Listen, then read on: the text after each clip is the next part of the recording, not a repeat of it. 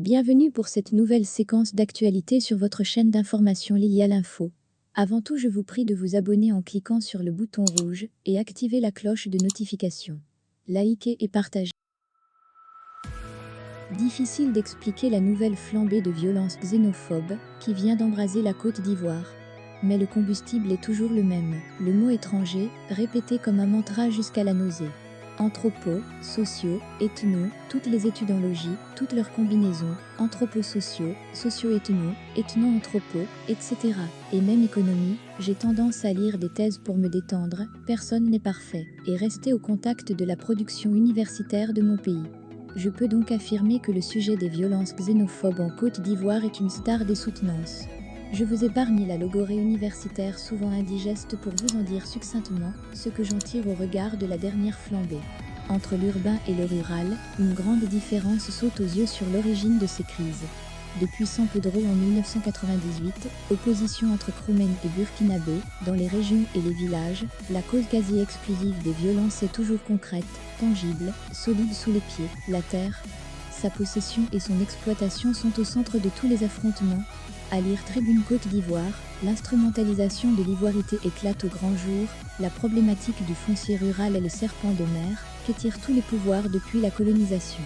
On peut dire sans se tromper qu'il est l'enjeu réel sur lequel s'est nouée la crise qui a secoué le pays à partir de 2002, dont le point d'orgue fut la guerre de 2011. En brousse, les choses sont donc claires. Même si les réponses à y apporter peuvent être complexes, les politiques devraient faire un peu comme moi, se pencher plus souvent sur le travail excellent et foisonnant des chercheurs pour éclairer leurs lanternes. Je vais même plus loin en disant que la résolution des problèmes fonciers ruraux est le chemin par lequel la Côte d'Ivoire trouvera la réconciliation et la paix. Bien avant les réseaux sociaux en ville, les violences xénophobes relèvent de raisons qui sont difficilement lisibles.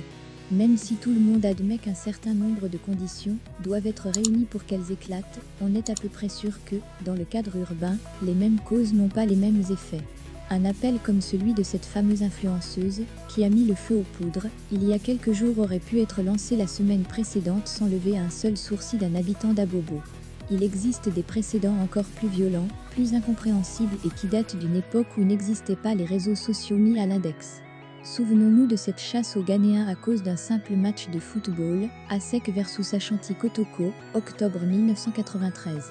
Souvenons-nous des rumeurs de sexe disparus qui ont régulièrement provoqué le lynchage aveugle de Aoussa, déjà, dans différentes villes. Souvenons-nous en 1958, avant l'indépendance, les Dahoméens et les Togolais ont subi à Trecqueville une première populaire de la même violence. Principalement enseignants et agents administratifs, ils ont été désignés responsables de la situation des chômeurs, pour la plupart sans diplôme, et ont été pourchassés jusqu'à l'exil. Si le poisson pourrit par la tête, ce peuple est en train de pourrir par ses leaders, on nage dans l'absurde total, pourtant pas de nœud à se faire au cerveau pour comprendre ce qui s'est passé à Abobo. La pauvreté, elle est générale. Le taux d'analphabétisme, les plus de 80% selon le recensement de 2014. Du Bontoubo, du Bafing ou du Tchologo donne le vertige. Le pourcentage d'étrangers, il n'y a rien eu à Adjamé.